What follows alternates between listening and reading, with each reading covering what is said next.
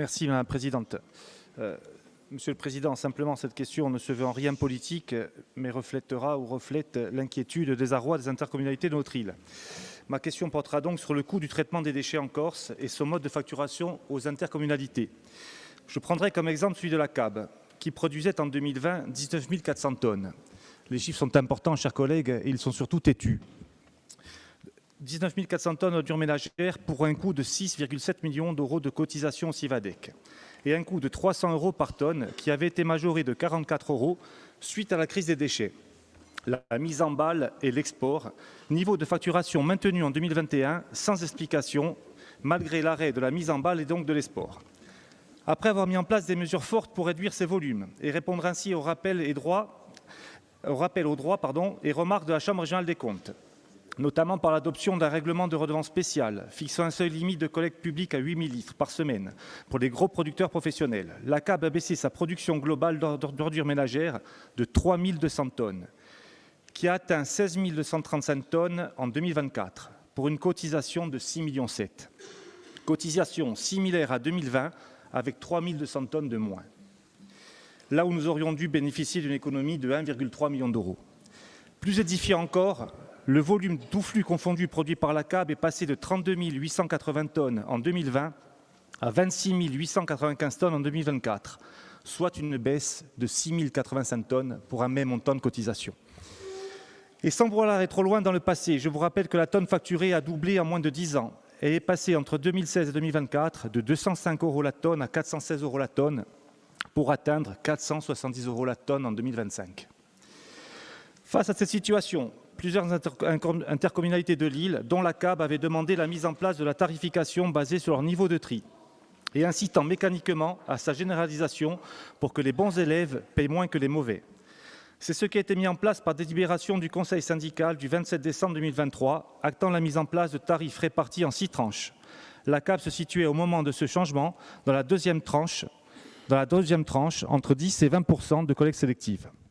En 2024, nous avons, par l'engagement de nos équipes et de nos habitants, poursuivi nos efforts et réussi à franchir les 20% de collecte sélective et à changer de tranche de facturation, mais surtout atteindre les 40% de tri global. La CAB aurait dû ainsi bénéficier d'un tarif de 386 euros par tonne en 2025, conformément au nouveau tarif annoncé. Et ce, avant même l'instauration de la réfaction de la TGAP pour la Corse, qui aurait logiquement dû venir minorer ce coût, car cette mesure représente une dépense en moins pour le CIVADEC estimée à 1,6 million d'euros. Mais il y a quelques jours, nous avons eu la surprise de recevoir une note du CIVADEC informant les intercommunalités des nouveaux tarifs 2025, qui peuvent désormais atteindre 474 euros par tonne, ramenés à 460 par réfaction de la TGAP. Concernant la CAB, le coût s'élève désormais à 408 euros par tonne, actualisé à 395 euros tonne, montant qui prend en compte la réfaction de la TGAP ainsi que la cotisation du soutien des éco-organismes. Et ces hausses vont perdurer, y compris, comme vous le savez, après la mise en place du centre de surtri de Monte. Plus de 3% par an, et je me réfère au document de prospective présenté par le CIVADEC. Pour résumer, en tant que président et élu de la CAB, il nous faut donc expliquer à nos contribuables, à qui nous prélevons la TEOM, que malgré la baisse significative de notre production globale de 6 085 tonnes depuis 2020, la généralisation de la redevance spéciale pour les professionnels de notre territoire, la baisse de nos dépenses de fonctionnement et la mise à l'équilibre de notre budget annexe collecte, l'instauration de la réfaction de la TGAP en Corse, notre progression significative en matière de tri qui nous a permis de changer de palier de facturation, la facture augmentera encore et encore. Je tenais par cette question à informer nos collègues de cette situation plus qu'inquiétante pour les intercommunalités, y compris celles qui font partie des bons élèves, et à travers elles, le contribuable corse, qui n'est à mon sens pas suffisamment informé de tout cela et ne peut plus comprendre ni accepter. Monsieur le Président, quelles évolutions et actions envers les intercommunalités sont envisageables à droit constant et dans le cadre d'une évolution statutaire pour réduire la pression fiscale sur le contribuable, éviter la faillite des intercommunalités et surtout éviter que nos concitoyens se détournent du tri au détour d'un discours visant à dire que plus on trie, plus on paye. Merci.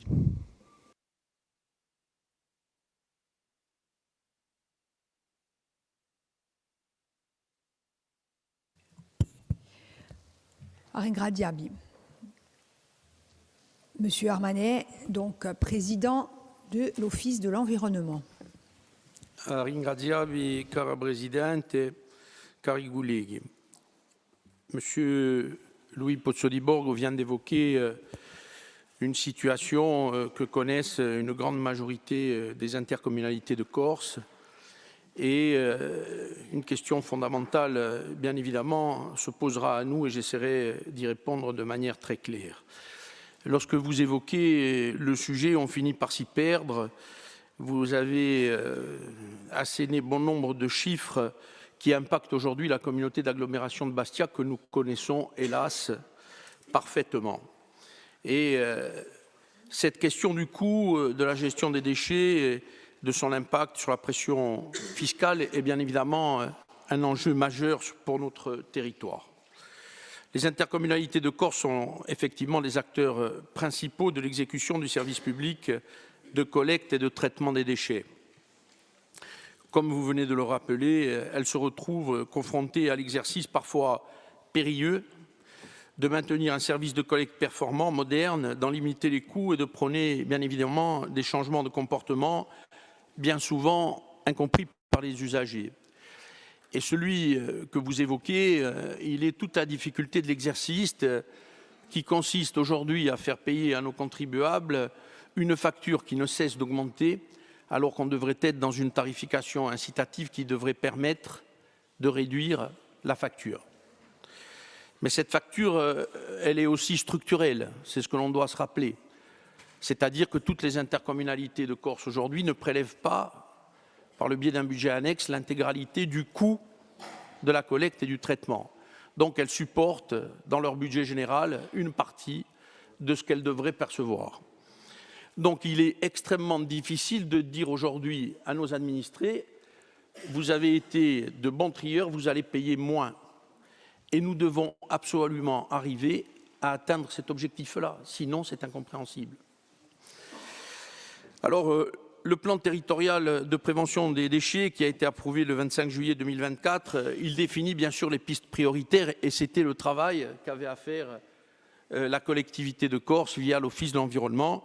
Et je rappelle que notre plan a été adopté et que c'est le premier plan qui a fixé le cadre de ce qui doit se passer en termes de déchets en Corse.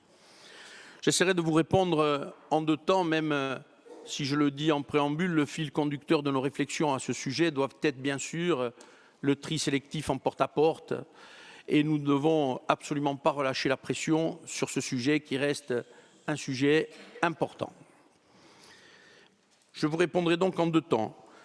Tout d'abord, je rappellerai bien évidemment la nécessité aux intercommunalités d'appliquer les préconisations du plan et d'essayer de s'y conforter pour optimiser et améliorer le service public de gestion des déchets. Nous devons bien évidemment réduire le volume de déchets, c'est un enjeu majeur pour la maîtrise des coûts, tendre vers une économie sobre en ressources qui réduit la production de déchets, bien sûr, et l'activité et l'emploi supposent de promouvoir une économie circulaire qui doit bien évidemment être couplée à ces éléments-là. Éviter que les Corses se détournent du tri, c'est effectivement une question fondamentale que l'on doit aujourd'hui accélérer, voire intensifier la communication que l'on a à faire sur l'intégralité de la région Corse et du territoire pour expliquer aux gens comment mieux trier et faire contribuer, bien sûr, les éco-organismes à ce bon fonctionnement. Des nouveaux schémas de collecte, certainement, doivent être déployés par les territoires et nous attendons, bien sûr, des projets de territoire. Enfin, je terminerai, mais je l'ai déjà évoqué, la redevance spéciale et la tarification incitative qui, pour moi, sont les deux piliers que toutes les intercos doivent construire pour essayer, bien évidemment, de sortir de l'impasse dans laquelle on pourrait être.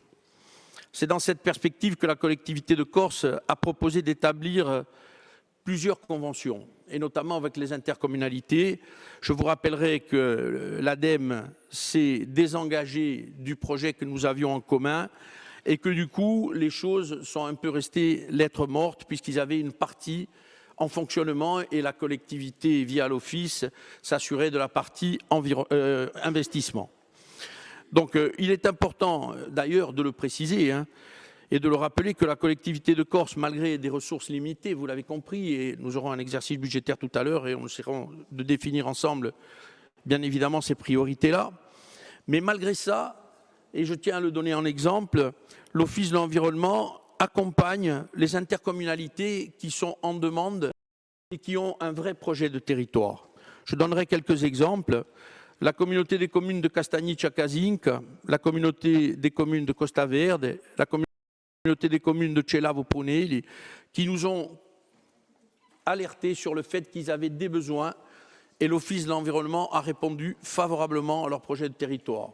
Donc nous attendons bien évidemment d'autres remontées et nous serons les partenaires nécessaires que méritent les intercommunalités pour aller de l'avant sur le sujet des déchets.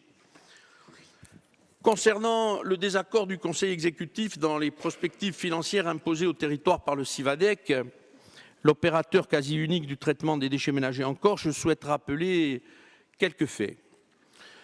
Nous avons eu de cesse d'essayer de conventionner avec le Civadec en contrepartie d'engagements réciproques, dont, par exemple, la mobilisation de leurs excédents budgétaires constatés nous aurait permis de lisser, jusqu'à la mise en exploitation du CTV de Monte, une certaine neutralisation de leurs contributions qui aurait pu générer des marges de manœuvre nécessaires à l'amélioration, bien sûr, de leur dispositif de collecte, et je parle des intercommunalités.